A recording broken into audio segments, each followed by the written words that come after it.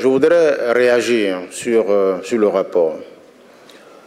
Depuis 2022, vous savez qu'il y a eu quelques difficultés sur l'environnement international. Tout le monde sait que la crise de la Covid, tout le monde sait également que la crise en Ukraine, tout le monde sait également qu'une inflation mondiale a été donc constatée. Tout le monde sait qu'il y a eu également la rupture des approvisionnements de certains produits. Tout ça, ça fait une succession de crises imbriquées qui ont affecté l'économie mondiale. Et cela a mené les institutions financières internationales à réviser à la baisse les perspectives de croissance au niveau mondial. Ça a été mis maintenant à 2,8%, tout simplement pour tenir compte des impacts, des effets des crises successives. Il faut rappeler que l'année dernière, en 2022, nous avions un taux de croissance de 3,4%. Vous voyez que si on a 2,8% en 2023, on a effectivement une régression de la croissance au moment où nous pensions qu'effectivement avec la Covid, on sortait du lot. Au niveau de l'environnement ouest-africain, ces crises ont effectivement des impacts à l'échelon mondial, mais également au niveau de notre contexte, de notre sous-région. Il faut ajouter à cela différentes crises, les effets liés à la sécurité que nous avons dans la sous-région. Tout le monde sait qu'il y a le djihadisme, tout le monde sait également qu'il y a des attaques terroristes ici et là dans des pays voisins. Et tout ça amène à prendre des mesures vigoureuses, des mesures importantes, qui nécessairement entraînent des dépenses fortes. Et je voudrais donc dire que le rapport est déjà revenu sur toutes les mesures qui ont été prises, en tout cas les principales. Le rapport est très fouillé, très détaillé. Et le rapport a fait des analyses, un examen très critique de la situation macroéconomique, la situation au niveau des secteurs, la situation sociale, mais également les questions d'ordre politique. Je me réjouis finalement que le risque pays de la Côte d'Ivoire a été maintenu à un niveau faible, ce qui montre effectivement que malgré le contexte qui prévaut à l'international, malgré le contexte de l'environnement sous-régional également, les efforts ont montré que nous pouvons rester en risque de surendettement, pas risque de surendettement, en risque pays faible. Je parle de dette parce que vous en aviez beaucoup, vous en avez parlé, mais je vais revenir là-dessus. C'est pour vous dire simplement que nous sommes en ligne avec ce que vous avez fait comme constat en termes de risque faible. Au demeurant, je voudrais indiquer que vous êtes en ligne également avec des institutions de référence qui ont fait l'évaluation de risque pays de la Côte d'Ivoire, en l'occurrence l'OCDE. Avec l'OCDE, notre risque a été également baissé, ce qui montre que les investissements peuvent se faire ici sans difficulté. L'indicateur de ça, c'est que nous avons aujourd'hui en Côte d'Ivoire des investisseurs qui accourent. Un autre indicateur, c'est que nous avons aménagé des zones industrielles, comme vous le savez. Aujourd'hui, ces zones sont pratiquement occupées. Pour ceux qui voyagent sur le nord, ils voient qu'à la sortie en fait, de la ville d'Abidjan, la zone industrielle est totalement occupée, ce qui nous amène en fait à développer de nouvelles zones industrielles. Ça veut dire que les investisseurs viennent de façon continue sur la Côte d'Ivoire. La Côte d'Ivoire est un pays attractif et elle le demeurera. Je voudrais simplement indiquer que sur les éléments précis que vous avez mentionnés, qui sont des éléments sur lesquels nous avons des efforts à faire, vous avez mentionné les performances économiques, vous avez mentionné également la gestion des finances publiques. Sur les autres indicateurs détaillés, nous sommes en amélioration. Mais les indicateurs que vous avez indiqués, sur lesquels nous sommes en baisse, notamment les performances économiques, je vous ai indiqué tout à l'heure que ce n'est pas lié de façon intrinsèque à la situation de la Côte d'Ivoire, c'est un phénomène mondial qui a entraîné donc une régression des performances économiques. Donc on a un taux de croissance de 6,7% en 2022. Je rappelle que ce taux de croissance est parmi les meilleurs taux au niveau mondial. 6,7% de croissance, c'est des taux extrêmement élevés dans le contexte mondial que nous connaissons. Sur la gestion des finances publiques, vous avez mentionné la question du déficit budgétaire. Oui, nous avons enregistré un déficit un peu plus grand, mais c'est valable pour tous les pays. Les pays occidentaux ont eu des taux de déficit à 2 chiffres. Nous sommes largement en deçà sur le continent, notamment dans l'espace UEMOA. Nous avons des déficits budgétaires qui sont contrôlés. Le déficit qui est là, c'est un déficit conjoncturel, lié justement à une situation exceptionnelle. Donc il y a un engagement à revenir à un taux de déficit correct, conforme aux normes. La norme est connue, en tout cas très clairement au niveau du déficit de l'UEMOA, c'est 3%. Nous allons revenir à ce niveau de déficit d'ici la fin du programme que nous venons de conclure avec le Fonds monétaire international.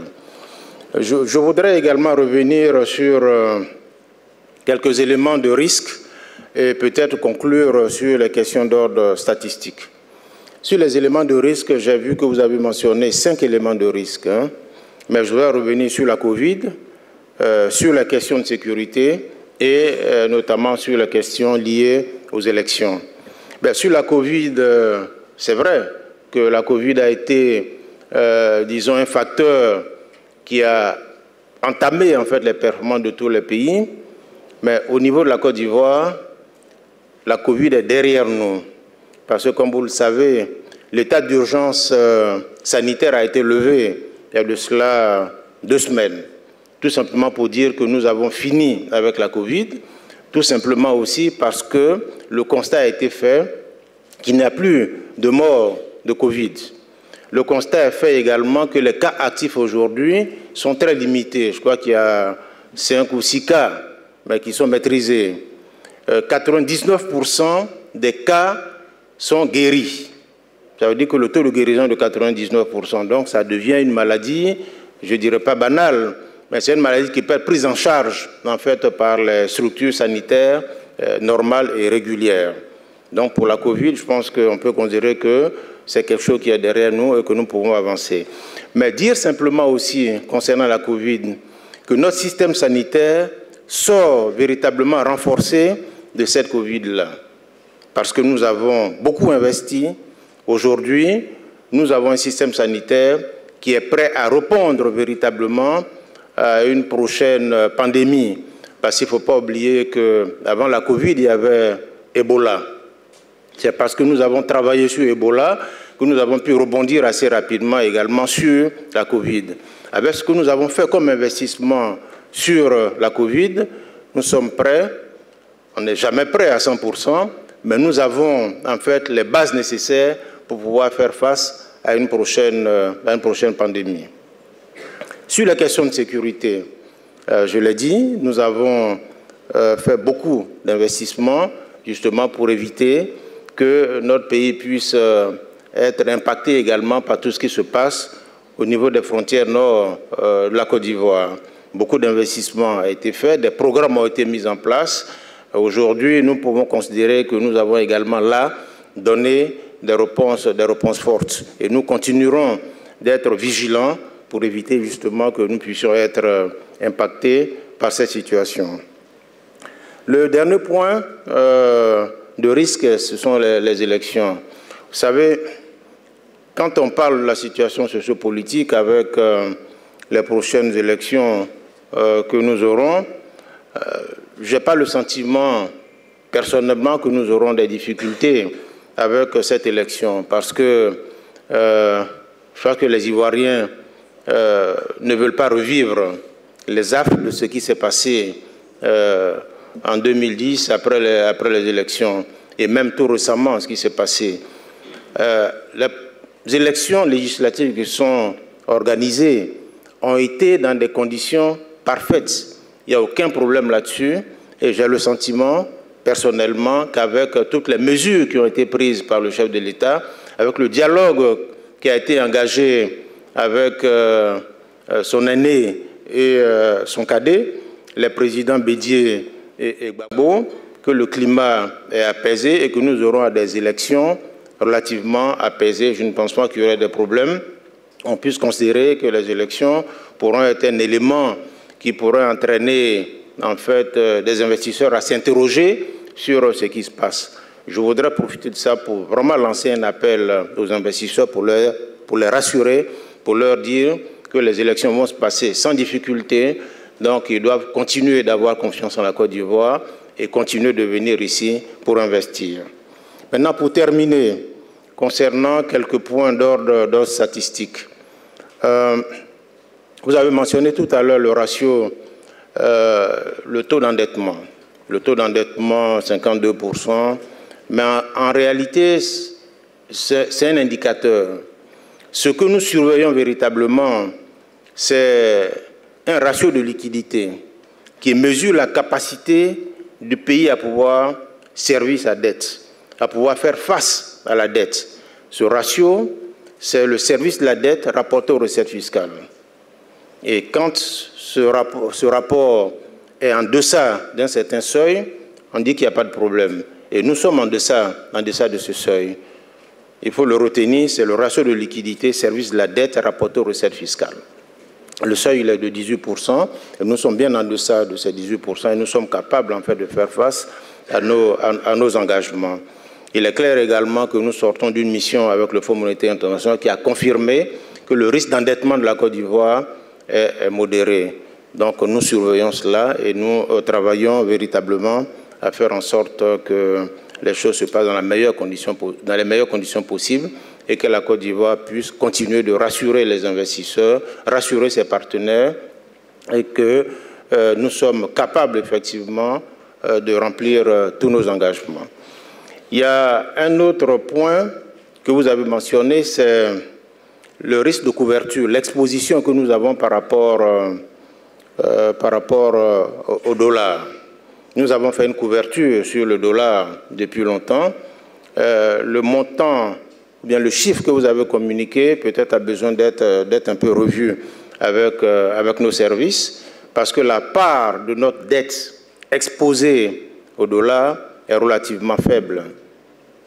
Est relativement faible parce que nous avons fait des traitements, des couvertures, et nous sommes peut-être autour de 80%. Je n'ai pas les chiffres exacts, mais les chiffres que vous avez donnés nécessitent d'être revus avec mes services. Voilà les réactions que j'ai sur le rapport. Je voudrais encore une fois, en terminant, vous dire merci, vous féliciter pour votre professionnalisme, pour tout ce que vous faites. Et je vous félicite également pour le fait que vous avez pu, en cette année, conquérir d'autres horizons. Vous n'êtes plus sur la Côte d'Ivoire, vous n'êtes plus sur l'Afrique de l'Ouest, vous êtes en Afrique centrale. Effectivement, j'ai mon collègue de Kinshasa qui m'a parlé effectivement de son engagement avec vous et la prochaine conférence RIX pays sur Kinshasa. Voilà, merci et bonne suite pour tout le monde.